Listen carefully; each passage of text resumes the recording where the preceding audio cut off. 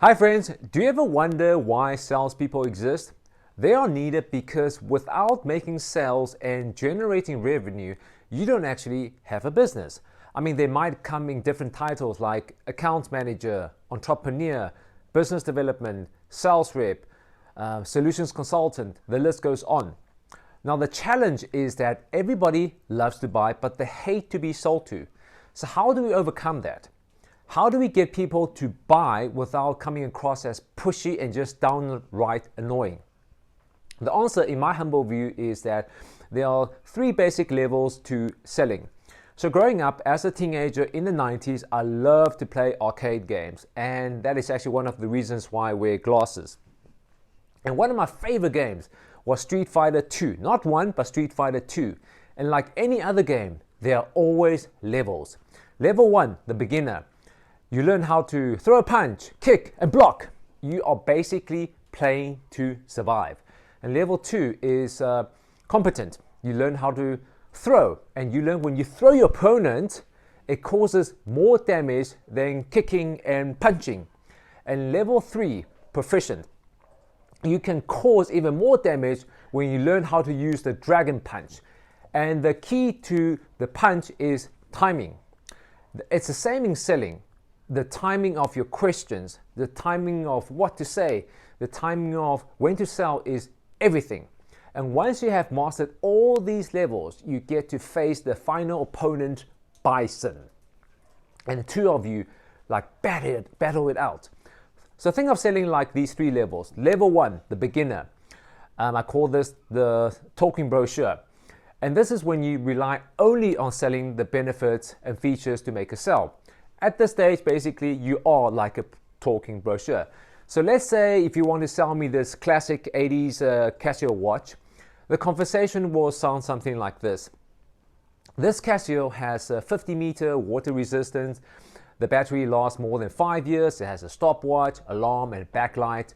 Would you like to buy one? Now that is level 1 selling. You are basically just listing all the features and all the benefits, and hopefully somebody will buy it.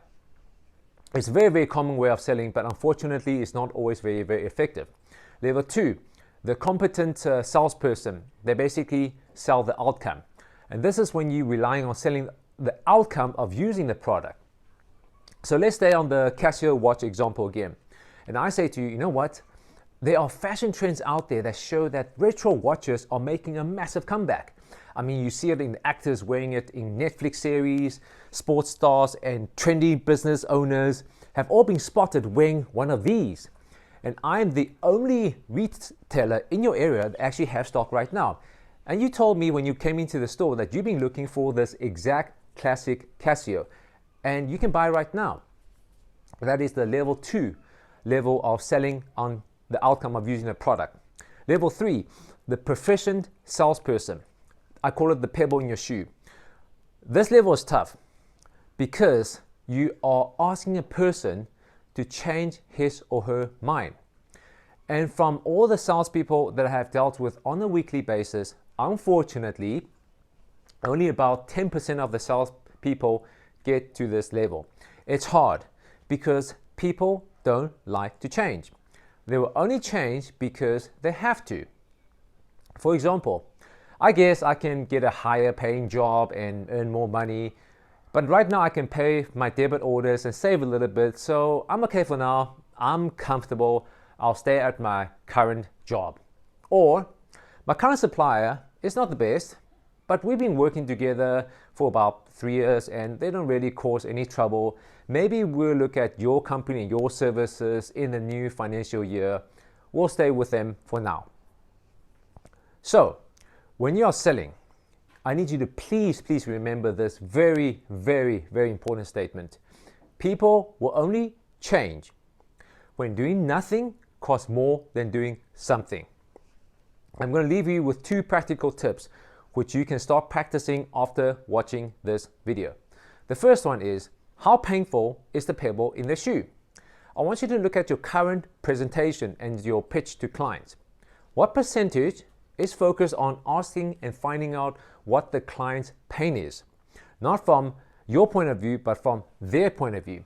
you might be surprised and shocked that less than 10% of your content address that. If you're not magnifying the pain, why should they change?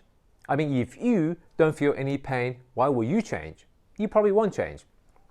And the second one is if, what, then. So once your client confirms that they have pain, that the pebble in a shoe is just freaking hurting, they have to take it out, try the if, what, then method. So, Miss Client, you mentioned that you're undercharging your clients and barely making a profit every month. And you are relying on selling on price instead of value. So if you continue to run your business on such low profit margin, what do you think your business will look like a year from now on? After they give you their answer, say, then what do you think we should do about it?